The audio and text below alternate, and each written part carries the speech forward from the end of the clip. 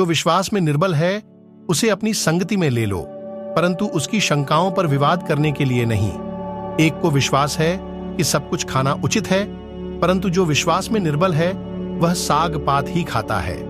खाने वाला न खाने वाले को तुच्छ न जाने, और न खाने वाला खाने वाले पर दोष न लगाए, क्योंकि परमेश्वर ने उसे ग्रहण किया है। तू कौन है जो दूसरे के सेवक पर दोष लगाता है? उसका स्थिर रहना या गिर जाना उसके स्वामी ही से संबंध रखता है, वरन वह स्थिर ही कर दिया जाएगा, क्योंकि प्रभु उसे स्थिर रख सकता है। कोई तो एक दिन को दूसरे से बढ़कर मानता है और कोई सब दिनों को एक समान मानता है। हर एक अपने ही मन में निश्चय कर ले, जो किसी दिन को मानता है वह प्रभु के लिए मानता है, जो खाता है वह प्रभु के लिए खाता है, क्योंकि वह परमेश्वर का धन्यवाद करता है, और जो नहीं खाता वह प्रभु के लिए नहीं खाता और परमेश्वर का धन्यवाद करता है। क्योंकि हम में से न तो कोई अपने लिए जीता है और न कोई अपने लिए मरता है। यदि हम जीवित हैं तो प्रभु के लिए जीवित हैं, और यदि मरते हैं तो प्रभु के लिए मरते हैं। अतः हम जिए या मरें, हम प्रभु ही के हैं, क्योंकि मसीह इसीलिए मरा और जी भी उठा कि वह मरे हुओं और जीवतों दोनों का प्रभु हो। तू अपने भाई पर क्यों दोष लगाता है, या तू फिर क्यों अपने भाई को तुच्छ जानता है?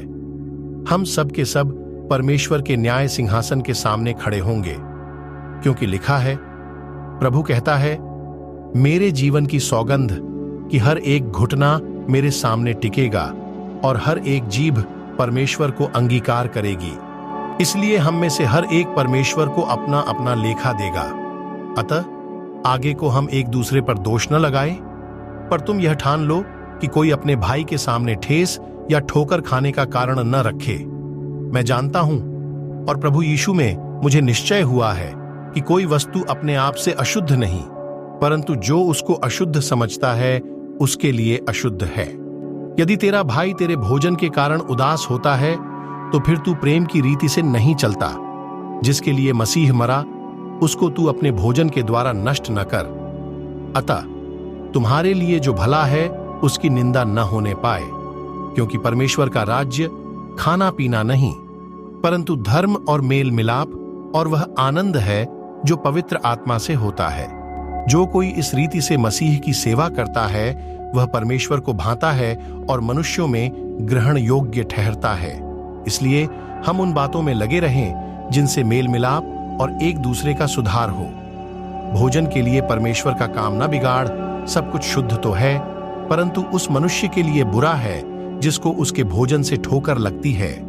भला तो यह है कि तू न मांस खाए और न दाखरस पिए, न और कुछ ऐसा करे जिससे तेरा भाई ठोकर खाए।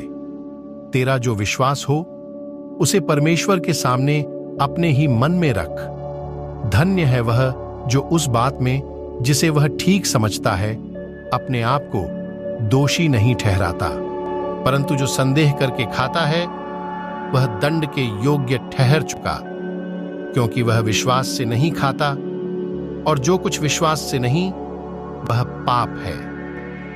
आपने अभी सुना रोमियो अध्याय 14।